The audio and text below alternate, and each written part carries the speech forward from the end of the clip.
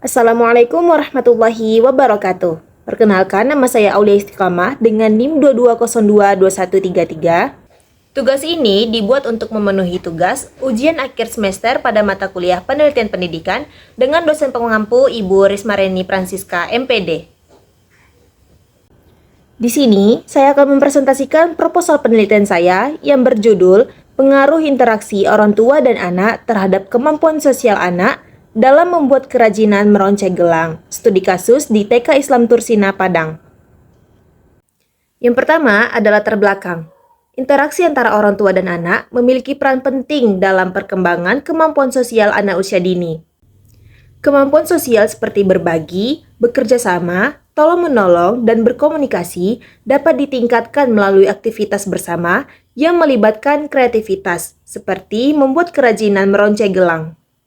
Nah, berdasarkan hasil observasi di TK Islam Tursina, Padang, peneliti melihat ada beberapa anak yang kesulitan untuk bekerja sama dan berbagi bahan saat aktivitas meronceng.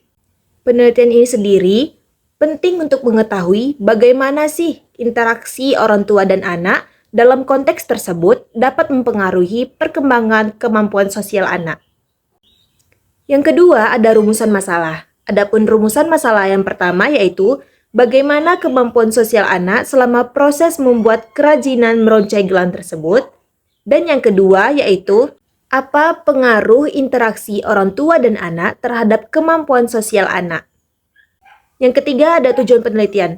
Adapun tujuan dari penelitian ini yaitu untuk mengamati bagaimana perkembangan kemampuan sosial anak selama kegiatan meronceng gelang berlangsung dan untuk menganalisis apa pengaruh dari interaksi antara orang tua dan anak terhadap pengembangan kemampuan sosial mereka.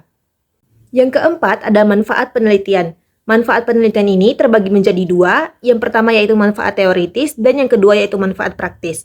Adapun manfaat teoritisnya yaitu agar dapat memberikan kontribusi pada pengembangan teori mengenai hubungan antara interaksi orang tua dan anak terhadap kemampuan sosial anak usia dini, dan manfaat praktisnya yaitu agar dapat memberikan wawasan kepada guru dan orang tua mengenai pentingnya aktivitas bersama untuk meningkatkan kemampuan sosial anak usia dini, serta menjadi dasar bagi sekolah ke depannya untuk merancang lebih banyak program yang melibatkan orang tua dalam kegiatan kreativitas anak.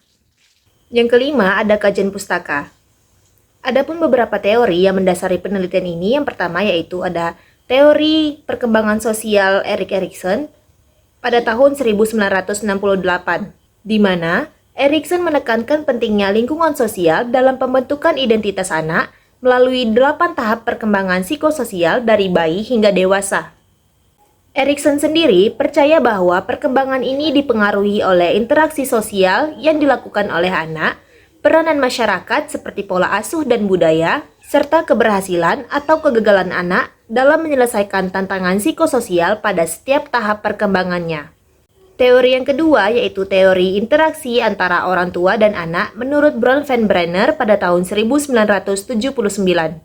Ia menyatakan bahwa interaksi sosial antara orang tua dan anak sangat penting karena keluarga adalah lingkungan terdekat yang mempengaruhi perkembangan anak, di mana orang tua berperan dalam membentuk perkembangan sosial, emosional, dan kognitif anak melalui aktivitas sehari-hari seperti berbicara, bermain, dan juga mengasuh. Adapun teori yang ketiga yaitu mengenai kegiatan meronceng sebagai media pembelajaran, di mana Santrok pada tahun 2011 berpendapat bahwa aktivitas meronceng dapat melatih koordinasi motorik halus anak dan membangun kemampuan bekerja sama mereka. Yang keenam ada metode penelitian. Di dalam metode penelitian ini terdapat 4 poin. Yang pertama yaitu ada jenis penelitian, subjek penelitian, teknik pengumpulan data, dan juga teknik analisis data. Yang pertama jenis penelitian. Adapun jenis penelitian yang saya gunakan kali ini yaitu penelitian studi kasus dengan pendekatan kualitatif.